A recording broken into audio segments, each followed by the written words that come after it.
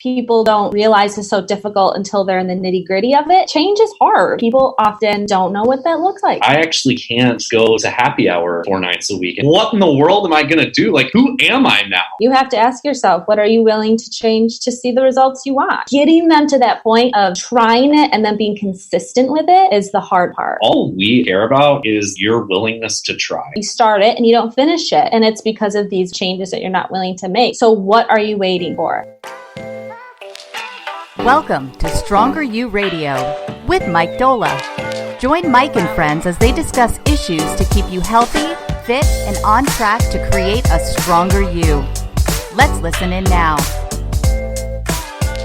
What's up, Stronger You fam? Welcome back to another edition of Stronger You Radio. I am your host, Tanner Bays, and today we've got a very special guest, Berit Young, who's an RD on the Stronger You staff. Welcome aboard, Berit. How are you? Hi, guys. I'm good. I'm so happy to be here. First podcast, so I'm pretty pumped. You should be, to be honest, it's entirely overdue to have you on here, so I'm glad. I know. So really quick, can you give us a little bit of background? Like, how long have you been with us? I know you're in sunny California now, but you haven't always been. So where'd you come from? How long have you been around? Yeah, sure. So I've been with Stronger You since June, a registered dietitian for about 5.5 years, I would say. I currently live in San Diego, California. Just moved out here in January because why not? But I'm originally from upstate New York, Rochester, New York. Go Bills. And yeah, so before this, I worked in a clinical community setting, and then had been doing a little bit of my own gig. But really, pretty much my whole career have been helping people with weight loss. So it's looked different ways in terms of how I do it, but that's pretty much been what I do. And I should say this is my second career. So before being a dietitian, I actually was a social worker and did that for a couple of years, and then realized it wasn't for me and I needed to go back to school. So I find actually dietetics is kind of the perfect mesh between the two. So my love for nutrition and my love for helping people. So that's why I'm excited to be here. And the topic we're going to be talking about, I think, also meshes well. I didn't know that bit about your previous career as a social worker. And I think it's something that's incredibly relevant to every single person that's ever gone through any kind of transformation anywhere in their life, but especially those that we work with here at Stronger You. The whole point is people who want to change, but don't know what that change actually looks like. And I love that idea because it's such a big one. Everything in the world comes back to that. Yeah. Can you kind of tell me a little bit about I'm sure this is something you've seen across the board and for years now. And I would imagine that you see this sort of thing in your daily interactions with clients even to today, right? Oh, absolutely. Yeah. I think people see these result photos with Stronger You where they want to lose weight. They've heard of someone losing weight and it's so attractive and sexy to them and they want to do it. And then they sign up and they start the program and, weeks down the line, they realize, oh, okay, so this isn't just about tracking macros, because that's the easy part, right? Give me a number, I'll weigh my food, I'll track my macros, that's easy. There's this huge other part that's, I actually have to change what I'm doing. Yeah. I have to change not only what I'm eating, but my behaviors, my patterns, my relationship around food, what I do in social settings, what I do on vacation. All of a sudden it's all these things in your life, you realize that you can't continue to do those same things if you want to change or if you want to lose weight. And I think it's just a concept that people don't realize is so difficult until they're in the nitty-gritty of it. And change is hard, right? Yeah. I mean, it's hard to do, and people often don't know what that looks like. So it's just, Not only do people not know what change actually looks like on a day-to-day or decision-by-decision basis, I think there's a lot of fear that's probably wrapped up in that as well. Wouldn't you say? Like, there's something really kind of terrifying the first time that like that realization starts to hit you, because it's almost like the full weight of understanding that like, oh no, I actually can't go to happy hour 4 nights a week anymore. Right. Right. That probably doesn't fit within my new goals. What in the world am I going to do? Like, who am I now? Right. Yeah. It's so true. You have to ask yourself, like I actually just had this conversation with a client. You have to ask yourself, what are you willing to change? You know, kind of write out a list of everything you know you need to do to change. Like regardless of if you think it's possible or not, you write down that whole list. And then you go through that list and say, what am I actually willing to change? And I think that's a good place to start. But I had this conversation with her, you know, because she likes to go out, you know, on the weekends and have wine with their girlfriends and go out to eat. And trust me, I lived that life, and I get it. But it's like, if you want to lose weight, you have to stop doing that to an extent. So I asked her to, you know, really think about that for herself. Are you willing to give that up? And if you're not, that's okay too. But just know that you're probably not going to see the results you want. Or if you're willing to give up just half of it, know that it may take a little longer for you to see the results. So it's just about really saying, what am I willing to do here? Yeah. Just have a very honest conversation with yourself. You know, like our job is truly nothing more than like trying to guide them along to wherever they want to go. Right. Right. Like that's it. And into that.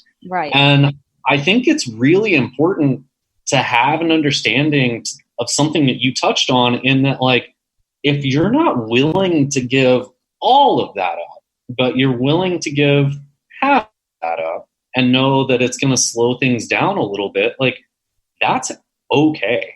Like, right. None of us on the coach side are going to look at you and be like, come on now, you're not doing it. It doesn't work like that. And we're human beings. We're not just these machines, these coaches that are like, do this and then this. And all I do is sit home too. You know, it's like, we get it. We get it. And I also think that's what makes it strong, is because we've all had to do it in our own lives too, right? You have to ask yourself, what are you willing to change to see the results you want? And, you know, for some reason, weight loss is so much harder. Like, if you think of other aspects in people's lives that they change for. I want to go to school. I'm going to change my schedule and go to school. I want to study a new language. I'm going to study a new language. But there's something that they can't like look at weight loss that same way sometimes, right? Like, yeah, it's not that simple. And, you know, and it's just because it's so much harder.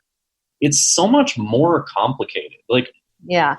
What do you think's going on there? Like, why do you think that is? It comes in layers. So for one, just straight up, food's delicious, right? It's one of our senses to taste, and it just tastes damn good to eat a burger and fries. You know, like, let's just call it for what it is. So food's delicious. Food is emotional. When you eat, you feel good. When you're starving, you're uncomfortable. You know, so there's such a strong emotional piece to it. And to build off the emotional piece, people have extremely unhealthy relationships with food. Yeah. You know, and it's one of those things where, like, if you're addicted to a drug or alcohol, you don't need those things to survive. So in order to kind of work through the process of eliminating them, I'm not going to say it's easier, but you don't need it. Whereas food, you need it. So to completely reprogram your way of thinking about food and kind of what you need, and thinking of other ways to deal with your emotions, then food is very hard. I mean, think about just that concept alone. Emotional eating, that's hard to fix. So you throw that into the mix on top of, okay, now you have to count these macros and track your food. It's difficult. Food is so highly emotional. And I think for so many of us, our behavior patterns around food, like, they're formed so young in our lives. Yes. Like, we are such little children whenever we start adopting attitudes and approaches towards food that the next thing you know, it's a few decades later and you've signed up with this weird internet company that you found online. Right. All of a sudden you're like, all of these weird eating patterns that you weren't even aware of are like starting to bubble to the surface, right? And like, I also think just even that awareness of those things can be really unsettling to people. Like, absolutely. I didn't know that I was this messed up. Right. I mean, yeah, and think about like what you said, how our behaviors around food they've really been created over our lives. It's social situations, right? Yeah. What do you do when you hang out with your friends? You go out and drink, or with family, or a party. And you know what? You have to change those things if you want to lose weight. That's just the nature of the game. So it's that piece of it too that's like, oh my God, how am I going to do that? Right. How am I going to not like go out with my friends on Friday and just ask for a water or a tea or a Diet Coke or have one glass of wine? How am I going to do that? Not to mention, you're in a bar, you're in a social situation, there's stimulus everywhere. So so much of it just comes down to having confidence you can do it and just trying it. I always like to use this sort of challenge with my clients. Like, let's just do a challenge this week. Let's just see if you can only drink 2 nights out of the week or whatever it may be for that person. Because I think that's a part of it too. People are like, I don't know how I'm going to do it. Right. I don't know what I'm going to do. I don't know how I'm not going to eat that. But if you're like, you can do it, this is how you can do it, and you can. And I think that once people realize they can do it and they start to do it over a consistent period of time, they start to feel really jazzed about it, right? They're like, okay, I can do that. And then they see this scale starting to move and it motivates them even more. But getting them to that point of trying it and then being consistent with it is the hard part. All we ever care about is like your willingness to try. Yes. Yes. Like that is literally it. That's it. Like if you're, let's say like we want to challenge you to, all right, cool. This week, let's drink 2 nights a week. And the previous weeks you drank 5 nights a week. And it's like, all right, cool. We're going to try that. And next week rolls around and the check-in comes through and it's like, damn it, I failed. I drink 3 nights a week. And it's like, yo, you did not fail. Like, A, you cut back 2 nights compared to where you were, and B, you tried it. Like, you tried it. And that is literally all that we could ever look for. Exactly. Like, identity is a really powerful thing, right? And I think that one of the big challenges in trying those things, right, is a lot of people, especially if we're talking about like social situations, like their identity might be kind of tied up in like, I'm the fun friend, or like I am the coworker or the employee or the boss that like goes out with my people and that has fun and that can relied on to be there and be the life of the party. And it's like there's this unspoken assumption that like, but no, if I try to change these things for like more health seeking behaviors, I'm now like giving up that piece of myself. Mm-hmm. You know, like the funny thing is like once you try it and start to learn that like actually you don't give that piece of yourself up. Like you can still be that person. Right. Yeah. So true. It's so true. You can still be your full self and bring the party. You just don't have to like get plastered in the process. Yes, exactly. Yeah. and you're right. All it takes is that confidence and you doing it over a period of time. And then you see the results and you feel better and you're like, okay, yeah. So it just takes that moment and to realize that you still can go out and do things, right? Your life doesn't need to stop. It needs to change. You signed up for this program to look different, to feel different, whatever it may be. That means you can't keep doing the things you're doing, you know? It's just that simple, yet so powerful. Like exactly. You just can't. And if you do, well, you're not going to see what you want to see. You know, you just can't. And I think a lot of that too is finding those troublesome areas in your life, right? Maybe it's not drinking. Maybe it's when you're incredibly stressed, you come home and start snacking on the chips or in the cupboard, right? Like get rid of the chips in the cupboard. Or, you know, maybe your troublesome area is you wait too long to eat or when you don't exercise, you feel like shit. Or again, maybe you know that when you start drinking, it's going to lead to other bad behaviors. You have to also really know yourself and know what that area of change needs to be. Which is another one of those things that is like so much easier said than done. It's like at some point you can almost always count on them having like a greater awareness of who they are. And as soon as that realization starts to hit them, their check-ins take a different tone. Yes. And their clear buy-in to what they're doing is different. Like they'll even start telling you about it. I can't believe that like this thing that I've learned about myself, like I live with myself every day. How did I not know this? Right. Like learning about ourselves is fun.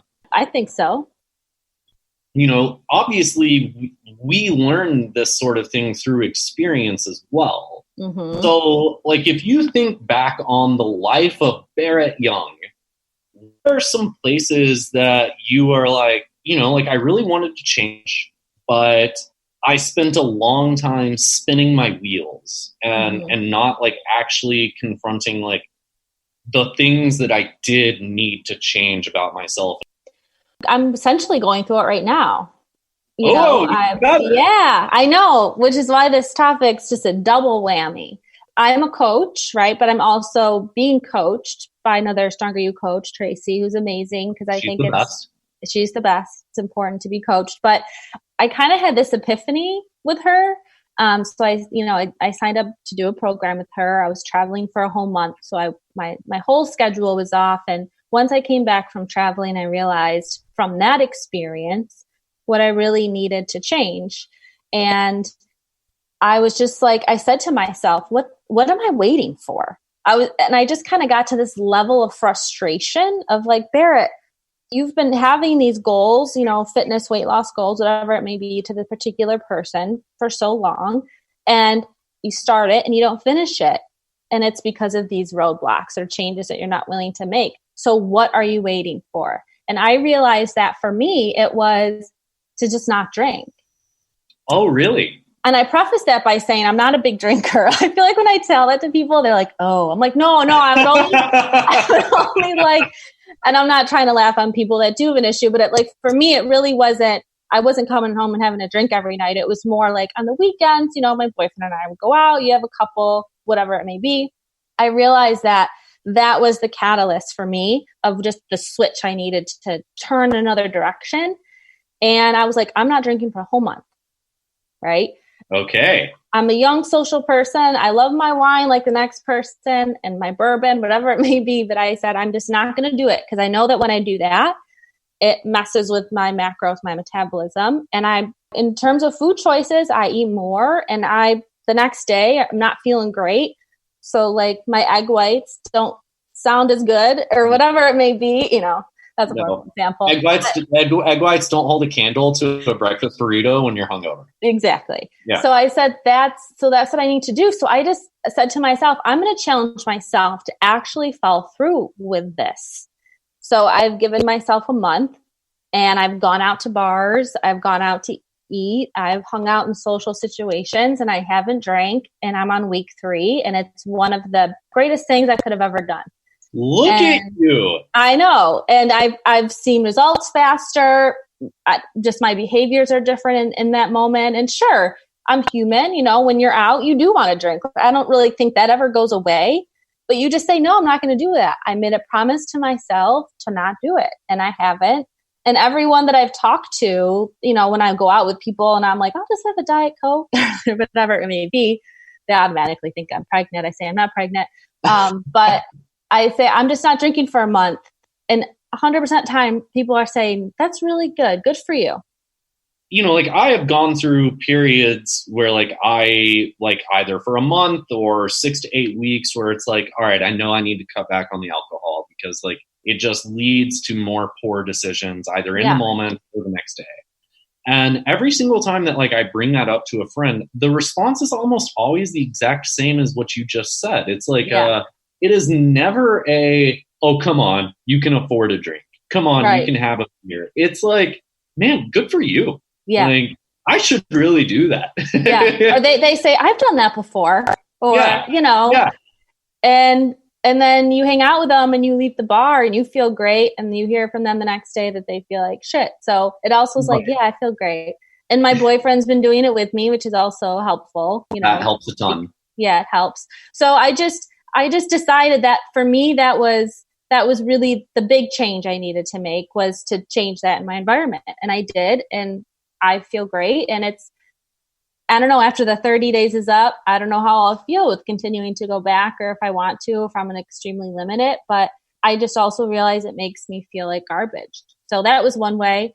Another way was just recently joined this running club in San Diego, because I really, in terms of a fitness perspective, I go to the gym 5 days a week, but my endurance, every time I'd go out for a run, my endurance was the exact same, never improving, didn't get worse. And I was like, okay, if I want to increase my endurance or improve, I need to change something, right? It's just like that, right. That simple question. And you just have to set actionable steps. And so the action was, I'm going to join this running club with a friend. And it was extremely hard, and it still is. And I'm the worst runner there, but I don't care. I don't care. I'm out there trying my hardest. So, that's one of the reasons why this topic's so important to me, because I'm doing it. Right. You're in the middle. I have done it. Yes, I'm a coach, I'm a dietitian, but that doesn't exclude you from being human and feeling things and wanting things, or, you know what I'm saying? And I think that that's important for clients to know, is it can be done because I'm doing it, Yeah. When people think about us as coaches, or like the team of Stronger You as a whole, there's almost this thought that it's like, cool, you guys have it all figured out, right? But you're like, you guys have got this whole thing nailed, and in reality, it's like not at all. Like, yeah, we have some things figured out, that's for sure. And we have tools to either help us keep figuring things out or whatnot. But like, once you start down the path of change, like, that's never a journey that stops. Like, right. You don't stop walking down that path. Instead, you just pick out new areas to work on. I think it's a pretty natural thing to think about, like, okay, well, I saw improvement here and that felt really good. So where else can I see improvement? Yes. And that feeling becomes awesome, right? Yeah. And I think that's what people need, is they need the confidence in consistency. Well, maybe consistency, and then after that comes confidence. But it's like, you can do it. You can do it. You just have to give yourself a chance to do it. And you have to stick to your guns, and you have to really want it, and you have to be willing to do it. But you can do it. You can get there. And it's just kind of that, come on, you got this. Yeah. It's not going to be easy, but it's probably going to be easier than you think. And if, drinking example or eating, whatever it may be, you just tell people, I have goals. I'm challenging myself. And if they give you more shit for that, I tell people this all the time. That's their own insecurity. And you just let that go. I really do think that in 99% of the cases where somebody makes a disparaging comment to us or a member or something like that for anything that they're attempting, it is never actually about what that person is doing, like the effort that person is putting in, right? Like, it is always about like, oh, like someone saw me trying to change and them seeing that made them feel really bad. So like their only known mechanism to handle it was to lash out at me. And because like I have like unknowingly twisted a knife there on them, and that like they didn't even know existed. And now like we're both being made to feel bad about it. But in reality, that has nothing to do with us. No, exactly. That's so true. Well, what about you, Tanner? I'm gonna flip that question. Okay. Where am I trying to change right now? Yeah, right now, or what have you in the past? Okay, so like this really has been about trying to find more places to reflect. I've tried to put more and more effort into like creating space for myself to evaluate my decisions or my actions or my feelings around things or anything like that. So So this year I have, like, as weird as it sounds, like some of the things that have been become really important to me this year are things like journaling on a daily basis. Even just so that I can like dump my thoughts out, and then making sure that every single week I have everything laid out in a planner and on a calendar. Nice. And I've started setting aside Sundays to look back at like, okay, what did I set out to get done?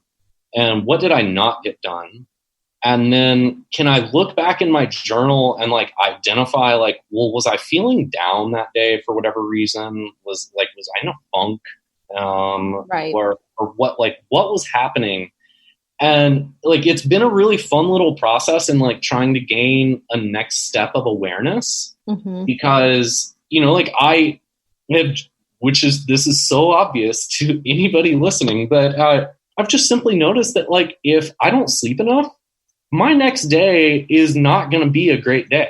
Like I'm just not going to get as much done as I would like to. Or if I like have a few drinks while I'm making dinner, like I'm going to feel the effects of that the next day. Yeah. And, you know, like that's been a really interesting thing to face head on, just because I am also aware that like my identity as of right now is kind of closely tied to being a person who like moves the ball forward and gets my responsibilities and my tasks done. And there are a lot of days where I do that, but then there are also a lot of days where I don't get as many of those things done as I would like to.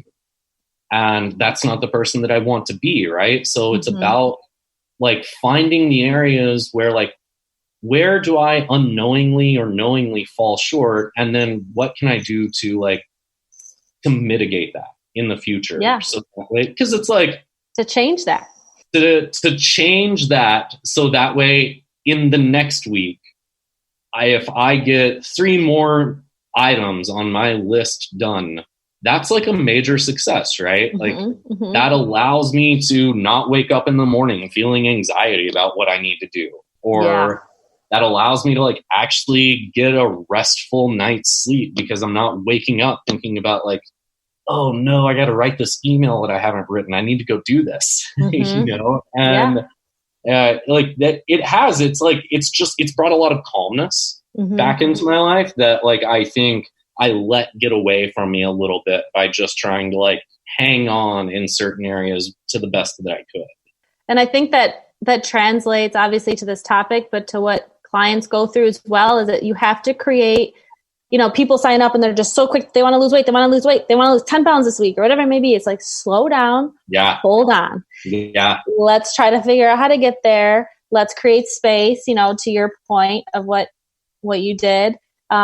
Let's write down everything you have to do to get there. You know, it's kind of that you in order to get where you're going, you have to take a minute to figure it out in a healthy way, in an organized way, in a way that you'll actually be able to implement.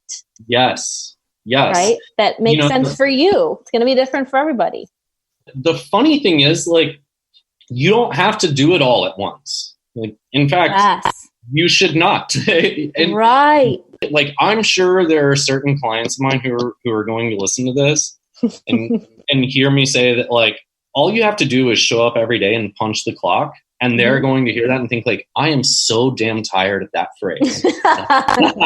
Like, I am so tired of hearing the phrase punch the clock. But it's like, I say it all the time because like the reality is like when you're in the weeds of trying to change, like if you try and zoom too much and think about the bigness of it all, you get bogged down and overwhelmed. Absolutely. Right? Like it feels impossible, right? So it's like, no. Like, yeah, let's think about where we want to go and then throw that way the hell away and take that out of your mind. Like, now let's bring it back to what can you do today? Like, right. What's the one thing you can do today? Because really, like, that one thing might be enough to help you feel like you moved the ball forward. And that's it. That's all you need. And that's where people get it wrong, is they try to do too much at once. Mm-hmm. And then they kind of give up too quickly if, say, they don't get to all those things, or if they don't happen to, say they do have one thing they're going to focus on and they don't tend to do that, then they give up and they're just like, all right, just thrown in the towel. Right. Yeah. And I think that's where people get it wrong, is you have to really get to know yourself.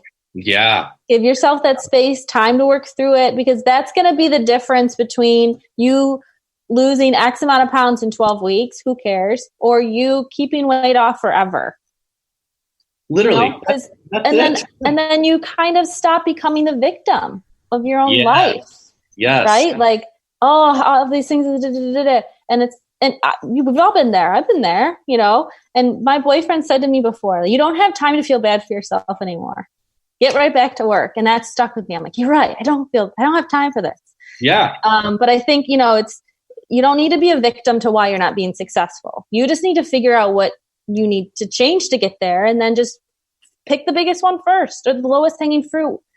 Just do something. Punch the clock. I'm going to start using that. Take it. Annoy people to the end of the earth with it. Please. Yeah. But I think you're right. It's like you do start to just implicitly remove that whole like victim mindset that like, oh man, these things happened to me. Yes. And then before you know it, like you start thinking of things like, actually, I happen to things. Like like things no longer happen to me. Like I bring it. Like and whatever that might be. And it's like that starts to happen, and then you watch somebody walk into a room as they're going through that process, and they look entirely different. And they're just more aware that, like, even if I don't do my best today, like, I know how to keep it going. Yes, exactly. Like, that's, like, really what it does come down to in a lot of situations is, like, who knows how to keep it going? Because if you can figure that out, then, like, I am not worried about what you will ever accomplish. Like, right. It is in your hands, and you'll make it happen. Yeah. Stop giving that food, that person, that situation control. You take control of that. Like, did that pizza force its way into your mouth? Or whatever it may be. That's just an example. Maybe I'm craving pizza. I think I am. Yeah, it does. It didn't, right? Like you made a choice to eat it. And like, that's also okay. So you ate it. Next meal, the next day, don't continue that pattern and you're fine. Like that one meal, that one day is not going to completely negate all the progress you made. No. Right? But just stop. You need to start taking control of it. And it's just those people that are victim to it, and they let everyone else take the control, and every other food and drink or whatever it may be. Stop. You have to stop doing that. Again, if you want to see results. And yeah, there are situations that you don't have complete control over, right? But you have control. Like, you may not have control of the options. We're reading this great book in Journal Club. You don't have control over your options. You have control over how you choose. So, whenever I have clients that they're going to a dinner party, they don't know what's being served, or whatever, whatever the case may be, a dinner, a wedding reception, yes, you can't control what you're served. Please don't weigh your food. That's weird. But you have control over how you go in that situation. How are you feeling? Are you hungry? Are you stressed? You have control over how much you're eating. Are you hitting up the appetizer table a lot or not? So I also say, okay, so that situation wasn't ideal, but did you notice changes you did make? Right? Like then before the program, did you notice? And most of the time they say, yes, actually I did notice. I tried to blah, blah, blah, blah. And then they list. And I'm like, okay, so that's changed. So that's good. So it's just that idea of stopping that circle of victimization for them. Be like, stop. Right. Okay, so you did that, but what did you do that was different, that was positive, that you would not have done different if you were not in this program? I think it helps people understand that the vast majority of the progress that someone makes isn't physical. When things are going well, like the physical progress is just a byproduct of like these massive mental shifts that are going on. Yes. That, like, just coming to the realization that, yeah, you're right. I actually did notice that I acted a little differently. Yeah. And I didn't even think about that till you brought it up, but you're right. And like, I had a person today who texted me and was like, I no longer can keep avocados in the house. And like, I would normally go to brunch and would eat avocado toast because we're all millennials. And apparently that's all we do. Oh God. In San Diego, that's what everyone does. $10 for a slice of toast. Trust me, in Austin, it is no different. Yeah, that's true. And, you know, but like the interesting thing that she said to me was that like my friends ordered it and all I could think was, but do you know how much fat that is? And or how are you getting your protein in? Right, and right. Like, you know, a year ago, I never would have thought of things that way. Yeah. I never ever would have. I would have gotten avocado toast, and because I love sour cream, I might have actually put some sour cream on there too. And it was like, that's a weird flavor combo, but whatever. And but like, it's like those shifts are dramatic, right? Yeah. And like those little internal changes that happen, like you don't ever lose those. I want to tell all of those people that it's like, oh, cool. You're going to maintain this forever. Yeah. Because, like whether you get it or not now, you're different. Yeah. You've seen the light. You've seen the light. Yes. Yeah. I call it the golden ticket. I'm like, that's the golden ticket. You got it. It really is. Yeah. Yeah. Like, go visit Willy Wonka because you have. Right. Yeah. Exactly. So, thinking of that as your lens, and knowing that like somebody is coming to you and they're looking to change and they're looking to see weight loss happen, do you think that there are like 2 or 3 like umbrella areas that they need to address first and foremost if they're really going to try and make change happen? Do you ever notice any consistencies across people whenever they first start like that? One big umbrella thing would be that I notice that's very consistent with clients' pattern would be eating out. Restaurants. Yeah. That to me is a big change that people need to make. I get it. It's easier. It tastes better.